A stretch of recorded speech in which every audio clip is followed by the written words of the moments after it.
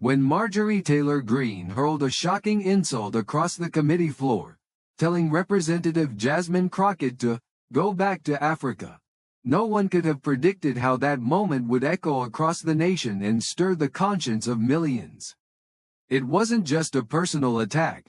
It was a test of identity, of grace, of leadership under fire. The Capitol's West Wing that morning was buzzing with the quiet rustle of papers and soft murmur of staff as the House Committee on Criminal Justice Reform prepared to convene. The room, though modest in size, bore the weight of serious decision-making, where policies affecting millions were debated and shaped. On this day, the agenda was clear: sentencing reform, racial disparities, and the future of American justice. Jasmine Crockett sat at the table, poised and composed, adjusting a neat stack of notes. Known for her calm demeanor and razor-sharp clarity, she didn't need to shout to make an impact. Her presence commanded attention without demanding it. Across from her, Marjorie Taylor Greene exuded a different kind of energy: brash, unyielding, and quick to provoke. They had clashed before, but something about today felt heavier, as though the air itself carried a charge of anticipation. As the chairman opened the hearing with routine formalities, Jasmine prepared to present her proposal. A bold but data-driven approach to sentencing reform aimed at reducing mass incarceration and correcting racial injustice in the judicial system.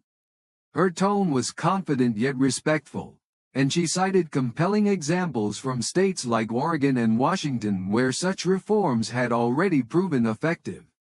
But before she could finish her second point, Greene cut in, her voice sharp and dismissive, calling the plan naive, and accusing Jasmine of coddling criminals. Jasmine remained unfazed, her response laced with evidence and calm conviction, emphasizing that fair sentencing had been shown to reduce recidivism more effectively than harsh punitive measures. The room's energy shifted. The exchange grew tense. Members exchanged glances. Some leaned forward, others reclined with subtle smirks. The ideological divide was nothing new, but this was beginning to feel personal. Greene leaned in, voice lower but cutting, lobbing another interruption that struck harder than policy critique. "Why don't you just go back to Africa?" she muttered, her microphone unintentionally live. Time seemed to pause. The air thickened. The room fell silent as the weight of her words sank into every corner, every conscience. It was the kind of moment that makes history, not by its noise but by its stillness. Jasmine didn't flinch. Her eyes met Greene's with a quiet power, and in the stillness, she rose, not in volume, but in dignity. "What I am," she began, her voice unwavering, "is an American. Born and raised in this country, committed to making it better, not for some, but for all." There was no rage in her tone, only resolve. It wasn't just a response. It was a reclaiming of narrative, of identity, of belonging. Murmurs spread like ripples across the room. Some nodded silently, others looked away, unable or unwilling to confront the gravity of what had been said. Cameras captured every flicker of emotion, every shift in body language, as Jasmine continued. She spoke not just of justice but of legacy, of the generations before her who had tilled fields, raised children, and marched through streets to claim the rights promised but too often denied. "Being told to go back," she said, "is not just ignorant, it's cruel. It attempts to erase the lives and labors of millions who helped build this nation." Her words weren't just answers. They were lessons, reminders of truths America still struggled to face. Greene's expression tightened, the weight of consequence beginning to show in her eyes. But Jasmine didn't let anger take the reins. Instead, she doubled down on empathy and clarity, explaining that justice was not softness but strength, an acknowledgement of humanity, a refusal to perpetuate cycles of pain. The chairman's gavel echoed through the room, calling for decorum, but the moment had already broken beyond protocol. This was no longer about a bill. It was about America's reflection staring back through the mirror of its elected leaders. Greene leaned forward again, this time with fury, accusing Jasmine of playing the race card and dividing the country. "We need law and order," she barked. Jasmine didn't recoil. "Law and order without justice," she replied, "is just control without conscience." Her words sliced through the chamber not with malice but with truth. They demanded that the committee not only hear but feel, not only debate but reflect. Journalists in the gallery typed feverishly. Phones buzzed. Social media lit up in real time. What was supposed to be a routine policy hearing had transformed into a defining national moment. Outside the Capitol, Americans tuned in. Some in offices, some in schools, some in living rooms, watching as two visions of the country collided in real time. And yet, Jasmine didn't falter. She grounded herself in the memory of her ancestors, in the hopes of her constituents, and in the resolve of every person who had ever been told they didn't belong. Her grace wasn't passive, it was powerful. Because in a room built for laws, she had chosen to lead with something deeper: truth. And though the committee would eventually return to legislative business, the room, and the country, would never be quite the same. The cameras kept rolling. The headlines had already begun drafting themselves. And Jasmine? She had already moved beyond the insult, beyond the noise. She was shaping the story, not through retaliation but through resilience. Jasmine Crockett's words, delivered with quiet force, had already left a mark, but the hearing wasn't over. The battle had only just begun. As the chairman called the room back to order, the atmosphere remained electric, heavy with the tension of a country's conscience laid bare. The exchange between Jasmine and Greene had pierced through the layers of policy and politics, revealing a raw truth that no amount of procedure could mask. Yet protocol demanded the hearing continue, as if decorum could stitch together what had been torn. Jasmine cleared her throat and resumed her presentation with calm precision. "Our goal," she said, "is not leniency, it is justice. Justice that sees people, not just crimes. That believes in redemption, not endless punishment." Her words hung in the air, not loud, but resonant. Greene sat stiffly, arms folded, face a mask of defiance. She snapped back with venom, accusing Jasmine of coddling criminals, of weakening law enforcement, of prioritizing offenders over victims. "You're turning this country into a playground for thugs," she hissed. Jasmine's gaze didn't waver. "Justice isn't weakness," she said softly. "And acknowledging humanity isn't betrayal, it's healing." The two women, seated at opposite ends of the political spectrum, stared at each other in a silence louder than any shouting match. Around them, other committee members shifted uneasily, some clearly supportive of Jasmine's stance, others too afraid or too politically calculated to speak. The chairman intervened once more, trying to re-establish order, but his voice felt distant, like a formality performed in the shadow of something much greater. Then, in a moment that would replay on screens across the nation, Greene leaned into her microphone again, muttering just loud enough for it to catch. "Why don't you just go back to Africa?" Again, the words cut like a blade, not just once, but now twice. This time there was no ambiguity, no mistaking what was said. Gasps escaped around the room. One member dropped their pen. Another turned away in disbelief. Reporters typed so quickly their keyboards clattered. And Jasmine sat perfectly still, not frozen, but steady, anchored in something deeper than the hatred thrown at her. Slowly, she lifted her chin and looked directly at Greene. "Representative Greene," she said, her voice barely above a whisper yet somehow filling the room. My ancestors helped build this country. My family has served it, loved it, and fought for it, in ways that people like you often choose to forget. I'm not going anywhere. The silence that followed wasn't awkward, it was reverent. Even those who had been skeptical moments before found themselves watching with a mix of awe and introspection. Greene, for once, had no words. Her face was flushed, her bravado flickering. Jasmine's strength wasn't in overpowering her.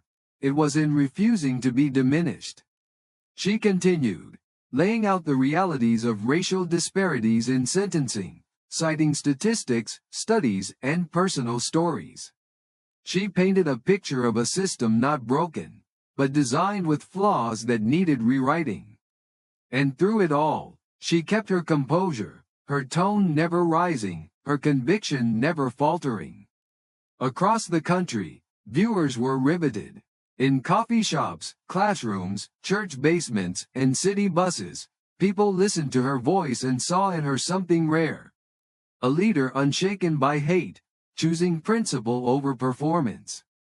Social media exploded with clips and commentary. Some praised her restraint, others marveled at her poise, and still others, those who had too often been told to shrink or disappear, felt seen. Greene, meanwhile, scrambled to recover. She issued a half-hearted clarification, blaming the mic, suggesting the words had been misunderstood, but the damage was done. The world had heard her loud and clear. Back in the chamber, the hearing continued, but its spirit had changed. Jasmine spoke again, not just to push policy, but to elevate the conversation. We cannot build justice on a foundation of cruelty, she said. We cannot ask for respect while wielding contempt. The chairman nodded, visibly moved. Some members clapped lightly, others sat in contemplative silence. Greene fumed, but the room was no longer hers to command. Jasmine had shifted the gravity of the moment. That night, as the sun set over the Capitol dome, Jasmine returned to her office, alone. The adrenaline had worn off, replaced by a quiet fatigue. She removed her blazer, loosened her hair, and sat in the stillness. Her phone buzzed nonstop. Texts, emails, calls. Supporters, friends, strangers. Some messages from people she hadn't spoken to in years. One from her mother simply read, "I saw. You did good." Jasmine closed her eyes, the weight of the day pressing down. But instead of despair, she felt a kind of release. The fight wasn't over, far from it. But today, she had stood her ground. And in doing so, she had reminded a nation that dignity isn't given by others. It's held within, defended not with fists, but with truth. Tomorrow would come, with its own battles, headlines, and noise. But for tonight, Jasmine allowed herself to breathe, because she knew, deep down, that in a world where cruelty is loud, grace must be louder. And today, it was. The morning after the hearing, Washington was no longer the same city it had been just 24 hours prior. Something fundamental had shifted, and it wasn't just the media frenzy or the trending hashtags. It was the silent recalibration of what leadership looked like when met with hate and how grace could be wielded as a force stronger than outrage. Reporters lined the marble halls of the Capitol like sentinels, microphones ready, waiting for another word from Jasmine Crockett, whose calm yet blistering response to Marjorie Taylor Greene's racist remark had transformed an ordinary policy debate into a moral turning point that reached beyond the walls of governance and into the hearts of Americans from every corner of the country. When Jasmine walked into the chamber that morning, she was met with more than the usual stares of political posturing. There was something else in the air now. Respect, quiet, weighty, and undeniable. Her suit was sharp, her posture even sharper, and though she offered no performance, the room held its breath as she took her seat, her hands resting lightly on her notes, ready not to react, but to lead. The chairman cleared his throat and called the committee to order, but before the official agenda resumed, Jasmine lifted her gaze and began to speak, not with permission, but with purpose. Her voice, once again steady, rang out through the chamber like a church bell at dawn. Yesterday, a line was crossed, she said. Not just in words, but in spirit. We witnessed not just a lapse in decorum but a challenge to the very ideals this room claims to uphold: justice, dignity, and respect. Heads turned, phones lifted. Even Greene, for all her defiance, did not interrupt. Jasmine's words landed like stones cast into still water, rippling outward with increasing intensity. When I was told to go back to Africa, it wasn't just an insult directed at me, she continued. It was an attempt to erase the very history that built this nation, brick by brick, law by law, sacrifice by sacrifice. My family didn't arrive here recently. We've been here for generations. Contributing, building, defending the rights this country proclaims. A stillness held the room captive as Jasmine paused, her breath measured, her tone never faltering. And so I say again, I am not going anywhere. Behind her, the gallery watched with wide eyes, and journalists scribbled frantically, capturing every phrase, knowing this was no longer policy, it was legacy in motion. Jasmine leaned in slightly, voice rising with quiet conviction. We cannot move forward as a country while we pretend not to see the fault lines beneath our feet.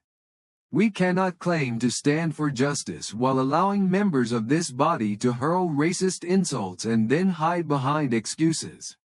What we tolerate here echoes out there. And if we excuse hate in these halls, we invite it into our homes, our schools, our streets. Some committee members shifted uncomfortably. Others nodded slowly, realizing that her words, though painful, were necessary. Greene remained stone-faced, her hands clasped tightly before her, but her silence spoke volumes. This was not a moment she could shout down. Jasmine continued, her words flowing not like fire but like a river, steady, deliberate, cleansing. This is not about one insult. It is about what we allow to grow in the silence that follows. It is about the cost of pretending we've arrived at justice when so many are still waiting to be seen, to be heard, to be treated as equal. She glanced briefly at the chairman, who gave a solemn nod, understanding the moment for what it was. Jasmine pressed on. We can pass bills, we can write statutes, but if we don't confront the rot in our culture, then all our laws are just masks for what still festers beneath. The applause, when it came, was not loud or performative. It was real, hesitant at first, then growing with strength, the sound of people unsure how to express what they felt but knowing they needed to mark it. When Jasmine sat down, the room exhaled, not with relief, but with reverence. That afternoon, news outlets from every ideological stripe covered the speech, some with admiration, others with defensiveness, but no one could deny that something significant had happened. In a high school in Atlanta, a teacher paused her civics lesson to play the clip. Students watched in silence. One raised a hand and asked, "Why did she stay so calm?" The teacher smiled, because sometimes, power is in choosing not to shout, but to stand. In a church basement in Cleveland, an interfaith group replayed the hearing and shared reflections, many of them personal, some tearful, about what it meant to belong, to be told you didn't, and to reclaim that space anyway. Meanwhile, in the Capitol, Greene issued a terse statement, claiming her words were taken out of context and politically exploited. But few were listening anymore. The moment had passed her by. The story was no longer about her. It was about Jasmine, about what she represented, about the country she spoke for, even when others tried to shout her down. Back in her office, Jasmine took a moment alone before her next meeting. She sipped lukewarm coffee, the headlines buzzing in the background. She didn't need to read them to know what they said. The calls were flooding in. Requests for interviews, speaking engagements, roundtables, but she remained focused. Her next bill was waiting. Her staff, energized by the moment, worked late into the evening, driven not by politics, but by purpose. "You shifted the national conversation," one aide said quietly as they packed up. Jasmine nodded but replied, "Now we have to shift policy too." The words opened a door. Now we walk through it. And she meant it, because for all the power of speeches, of standing tall under fire, she knew real change only came when the spotlight faded and the work began again in earnest, in committees, in legislation, in the hard, slow, unseen grind of rebuilding a country's conscience one vote, one law, one moment at a time. As the days passed, the firestorm ignited by Jasmine Crockett's powerful response did not fade, it evolved, spreading like a current of awakening across towns and cities, into classrooms and coffee shops, echoing in conversations that had long been silenced or whispered only behind closed doors. And while the media moved quickly to catch the spectacle, dissecting the confrontation for sound bites and headlines, the true impact of Jasmine's stance unfolded not on screens but in the subtle shifts of awareness happening in everyday life, where people were now questioning not only what had been said, but what had long gone unchallenged, and in the quiet spaces between breaking news and nightly commentary, it became clear that Jasmine had done more than respond to a slur. She had cracked something open. Something buried beneath the surface of a country still wrestling with its past and struggling to define its future. And though the capital returned to its routine motions, votes, committees, floor speeches, beneath the surface, the tremors remained, felt most acutely by those who understood that the weight of racism was not just historical but present, heavy, daily, and deeply personal. And while Marjorie Taylor Greene attempted to deflect, to recast her comments as misunderstood or mischaracterized, she could not escape the consequences of having said aloud what many only think, and the backlash was swift but also divided. As her base rallied behind her in defiance while a greater movement took root behind Jasmine. Not a partisan one, but a human one, grounded in dignity and justice, where people from all walks of life began sharing their own experiences, their own pain, their own refusal to remain silent any longer, and Jasmine, despite being at the center of it all, remained grounded, not swept up in the headlines or tempted by the lure of media acclaim, because she knew that every spotlight fades, and what matters most is who you are when no one's watching, and in those quiet hours after the hearing. When the lights dimmed and her office emptied, she sat with the weight of what had been said to her, the weight of those who had come before her, and the responsibility of representing not just her district but every person who had ever been told to shrink, to leave, to go back. And as the days wore on, Jasmine began to receive letters, hundreds, then thousands, from teachers, veterans, single mothers, pastors, and students. Some handwritten, some typed, all personal, all real, and in them were stories of hurt, stories of hope, stories of those who felt seen for the first time because of her, and it was in these quiet, handwritten truths that Jasmine drew strength, more than from any headline or network praise, because this was why she had stepped into public life, not for power, not for attention, but to hold space for truth, even when it came at a cost. And in the background, preparations were already underway for her to speak at a town hall, not a glamorous event, just a folding chair gathering in a school gymnasium in her home district where the floor still squeaked and the air smelled faintly of chalk dust and floor polish. And when Jasmine walked in, the applause was not roaring but warm, the kind that comes not from admiration but from trust. And she spoke not as a political figure but as a neighbor, telling the story not of what had happened to her but what it meant for all of them, and she reminded them, this wasn't about me being insulted. It was about the choice to answer hate with something stronger, with grace, with purpose, and the crowd listened, not as an audience but as a community, nodding, holding hands, wiping tears, because in that gymnasium, the country's bigger conversation had found a local echo, and it was just as powerful. And afterward, an elderly woman approached Jasmine, hands shaking as she handed her a yellowed photograph of her own mother marching in the 1960s, saying, "She'd be proud of you," and Jasmine took the photo gently, whispering, "I hope I made her proud," and in that moment, history bent a little, one generation reaching out to bless the next, and across the nation, those echoes continued. In school debates where young girls quoted Jasmine's speech with newfound confidence, in family dinners where old prejudices were gently confronted for the first time, in boardrooms where diversity statements were finally read as more than just slogans, and through it all, Jasmine kept working, kept listening, kept pushing forward with legislation that, while not always headline-worthy, mattered deeply, from prison reform bills to education access grants, each one a brick in the road toward justice. And while critics remained loud, their noise could not drown the quiet revolution that had begun, not with anger, but with grace, not with protest signs, but with conversations, and Jasmine understood that this was how true change happened. Not with one fiery moment, but with 1,000 steady steps forward, taken by people who refused to look away. And even when the cameras turned elsewhere, she kept walking that path, because this story was not about a scandal.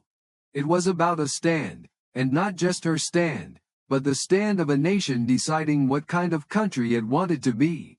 And though the insults might be shouted, the answers would be deliberate, courageous, and unshakable, and Jasmine Crockett, steady in purpose, remained at the center of that answer, not because she had sought it, but because when history knocked, she had the courage to open the door. As the dust began to settle around the Capitol, and the media cycles moved to their next story, Jasmine Crockett's name still lingered in the minds of many, not as a political spectacle, but as a symbol of what it meant to hold the line when every pressure pushes you to either snap or retreat. And though the headlines began to fade, the moment lived on in the quieter corners of the country where the impact of her stand continued to bloom. In whispered conversations between parents and children, in classroom projects about justice and dignity, in sermons delivered from pulpits that rarely touched politics but could not ignore the power of one woman standing tall under fire. And back in Washington, Jasmine continued her work, not chasing cameras, but shaping policy, refining proposals, attending late-night committee meetings with the same grace she had shown on that now historic day, because for her, leadership was not about one speech, one insult, or one viral clip. It was about consistency, about showing up, about being the person her constituents trusted to speak even when the cost was high, and in the weeks that followed, she quietly met with lawmakers on both sides, sharing data, building coalitions, seeking common ground on sentencing reform, not because it was easy, but because it was necessary. And while some doors remained closed, others opened in unexpected ways. As colleagues who had once stayed silent during the hearing now reached out to say, "I've been thinking," or, "Maybe there's more to understand." And these small cracks in Washington's partisan walls became the beginning of something bigger, not a perfect alliance, but a space where policy might find purpose. And amid this cautious progress, Jasmine also found herself drawn into deeper national conversations, not just about criminal justice, but about identity, truth, and the role of language in shaping public life. And she spoke not with outrage but with empathy, appearing in town halls, civic forums, and even schools, where students stood up and asked her how she stayed calm when someone said something so cruel, and she always answered the same, "Because I knew the world was watching, and I wanted them to see something different, not just resistance, but resilience, and those words resonated not because they were rehearsed, but because they were real, forged in the furnace of experience, and far from the capital, in neighborhoods too often forgotten by power. Jasmine's story was retold not just as a moment of defiance, but as a blueprint for dignity, and even among critics, there was an unspoken acknowledgement that she had changed the narrative, had elevated the dialogue, had refused to descend into the ugliness she had faced, and in doing so, reminded the nation that character still matters, and in one small town in Mississippi. A group of high school girls formed a debate team after watching her clip online, saying, "If she can do that in Congress, we can speak up in our school, and in a barbershop in Detroit." Old friends argued over politics as usual but paused in quiet agreement over Jasmine's courage. And in a church in San Antonio, an elderly woman held her granddaughter's hand during service and whispered, "She spoke for us," and these were the victories that never made it to cable news. The unseen ripple effects of one woman choosing truth over comfort, clarity over cowardice, and grace over vengeance. And at home, Jasmine remained grounded, surrounded by reminders of her roots, family photos, community awards, letters from teachers and veterans and young activists who found something in her words that they didn't know they had been looking for. And late at night, when the city lights shimmered outside her window and the world quieted down, she would sometimes reread those letters, letting their stories refill her resolve, because she knew the road ahead was still long, that there would be more hearings, more opposition, more insults wrapped in civility or cloaked in silence. But she also knew she wasn't walking it alone, not anymore. And perhaps that was the most powerful change of all.